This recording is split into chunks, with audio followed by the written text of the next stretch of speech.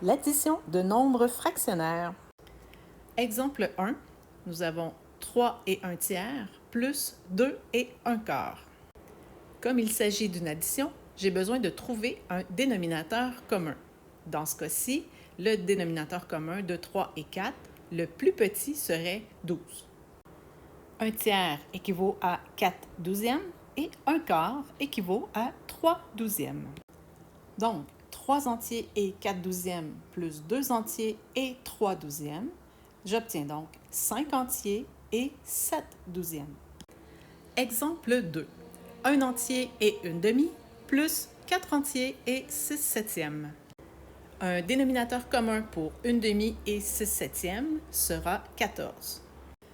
Une demi équivaut à 7 quatorzièmes et 6 septièmes équivaut à 12 quatorzièmes. 1 entier et 7 quatorzièmes plus 4 entiers et 12 quatorzièmes, on obtient 5 entiers et 19 quatorzièmes. 19 quatorzièmes est une fraction impropre puisque le numérateur est plus grand que le dénominateur.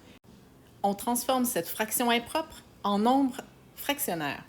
Donc, notre 5 et 19 quatorzièmes deviendra donc 6 et 5 quatorzièmes.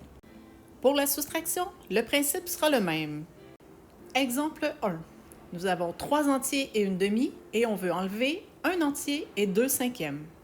Notre dénominateur pour 2 et 5 sera 10, notre dénominateur commun. Une demi équivaut à 5 dixièmes et 2 cinquièmes équivaut à 4 dixièmes. 3 et 5 dixièmes, je veux enlever 1 entier et 4 dixièmes. Il me reste 2 entiers et 1 dixième. Exemple 2. 4 entiers et 2 tiers, moins 2 entiers et 5 septièmes. Pour 3 et 7, notre dénominateur commun sera 21. 2 tiers devient 14 21e et 5 septièmes devient 15 21e. Oh, on a un problème. J'ai 14 21e et je veux en enlever 15 21e. J'en ai pas assez. Je vais donc emprunter dans mon entier. Mon 4 entiers et 14 21e, je peux le remettre en fraction impropre. On se rappelle tout à l'heure, on faisait l'inverse. Donc, je vais aller chercher un entier dans le 4 entier. Il va en rester 3.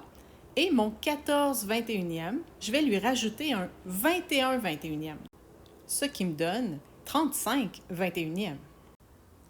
Je vais donc utiliser le 3 et 35 21e moins 2 et 15 21e pour pouvoir faire ma soustraction.